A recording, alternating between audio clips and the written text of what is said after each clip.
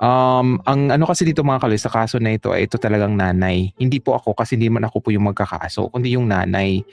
That's why gusto natin siyang makausap and ayaw natin mahaluan ng politika and doon din natin nalaman na dadaan muna kay mayor bago sa ina. Ngayon din yung nalalaman yan din mga kaloy, di ba, na ganun pala ang sistema. And I find it na hindi acceptable yung reason ng ina kasi yun din ang sinabi ng mga nasa kampo ng yung mga basketballista sa Ateneo na parang binabash nila na yan na ba ang trabaho ng mayor? 'Di ba? Pero sa ating analysis mga kaloys ay yun na nga, taking advantage ang politicians dito sa kaso. May mga vested interest sila. Alam naman natin yun, 'di ba? Kung may tutulong sa inyo, wag mo ipadaan sa mga politiko kasi well-connected ang kalaban nyo. Eh di ba bumingo tayo about the ILG? Right? Nagets niyo ang point ko mga kaloys. Inalam natin yung kalaban. Kaya nagkaroon tayo ng solusyon. Inalam ba ni Robilin kung sino talaga yung mga kalaban niya? Kung sino yung pwedeng ipadala for distraction? But look at Coach Jess. Distraction yung ginagawa niya eh. Private Rene, CPR. So gusto niyang palabasin na nalunod lang talaga si Rene at hindi na-survive dahil sa CPR. Ganun ba? Distraction ang ginagawa ng kalaban. Right? Para magkaroon sila ng time to hide yung mga evidences. They are buying time. Right? Parang inaaliw yung kalaban para habang naglilinis sila ng ebidensya, nagbabacktrack sila kung ano yung mga pwedeng itago natin, CCTV, yung mga witness, dapat busala na yan. 'Di ba? They are buying time kaya nagkaroon sila ng, 'di ba? Pain to distract. Tapos marami pang mga uplok nagsasabi, bakit kayo nagmamadali? 'Di ba? Critical po yung time.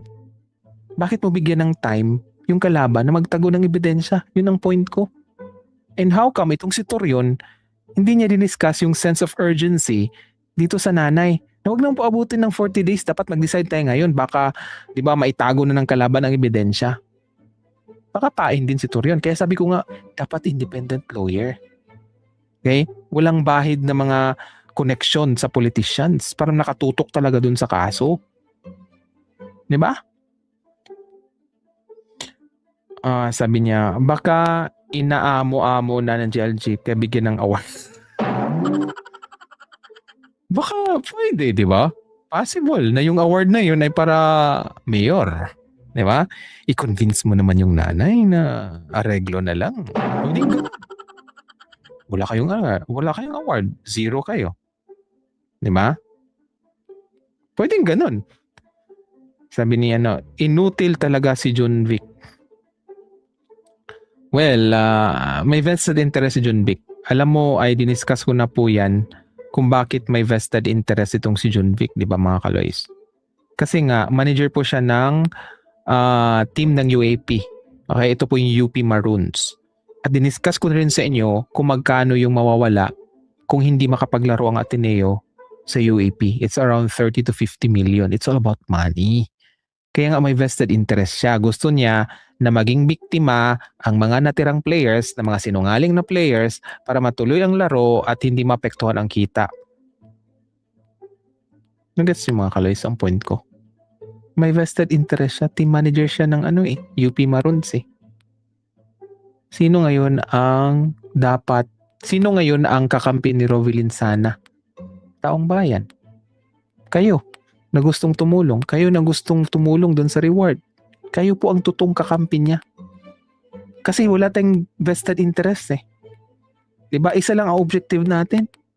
Mabigyan ng hustisya ang isang Rene na mabuting kaluluwa at wala nang mangyayari pag ibang Rene, diba? Na maging biktima dito sa hazing. Yun ang point natin eh. Tayo po ang totoong kakampi ni Rovilin. Diba?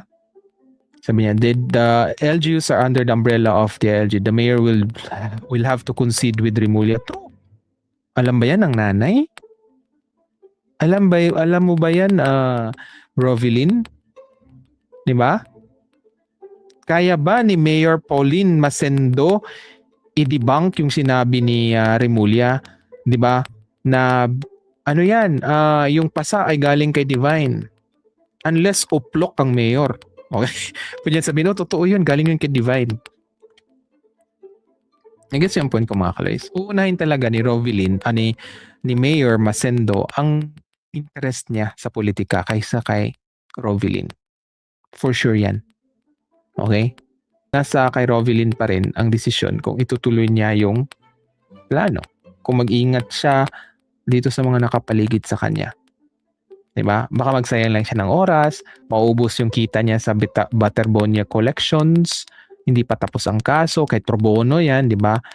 Sino magbibigay sa kanya ng pamasahe papunta dun sa kailangan may appearance, o what, ang dami pang gastusin kahit pro bono yan.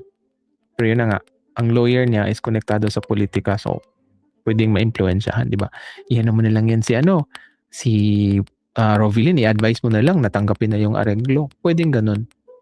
Kasi may vested interest sila eh. Sasabihin naman ni Mayor, ka na, sumang-ayon ka na dun sa lawyer. Diba? Mag-areglo ka na. O di, tagumpay si John Vic Rimulya. Sinong kawawa? Si Rene. Sabi ni girlie, Sir, tama po lahat ang sinabi niyo. Sana nga pagkakataon kayo magkausap ni mama ni Rene para maintindihan niya ang kailangan niya ma-advise. Sino po ang kawawa dito mga kaloy? Si Rene, hindi po si Rovilin. Tandaan niyo yan. Okay, sa kaso na ito, si Rene po. Kasi hindi siya mabigyan ng hustisya. Okay? Hindi matatahimik ang kaluluwa niya dahil nga hindi siya nabigyan ng hustisya. Sabi niya, sa Japan din, time is gold. Kahit saang bansa mga kaloy. Actually, sa Pilipinas lang yung hindi masyadong na-value yung time. Di ba? Kasi ang daming tambay. Di ba? Yun yung culture sa Pilipinas. Ang daming tambay. So para sa kanila, yung time is okay lang. Bungee. Pero dito kasi sa ibang bansa, kasi per hour din ang bayad. So importante talaga yung oras. Okay? I hope you understand mga kalis. Nakaka-relate ang mga OFWs sa sinasabi ko. Okay?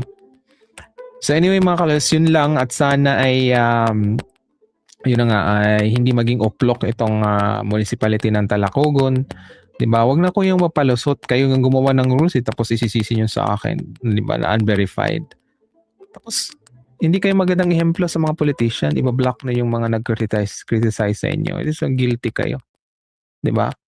At sinungaling kayo. Sabi nun, ikakampi kayo or, diba? Sinungaling kayo. The problem is very high. Nakawatan din kayo. Okay?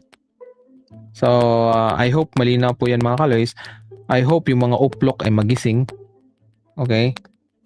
So, kung mahal nyo talaga si Rene, doon kayo sa tama. Okay, mga uplok,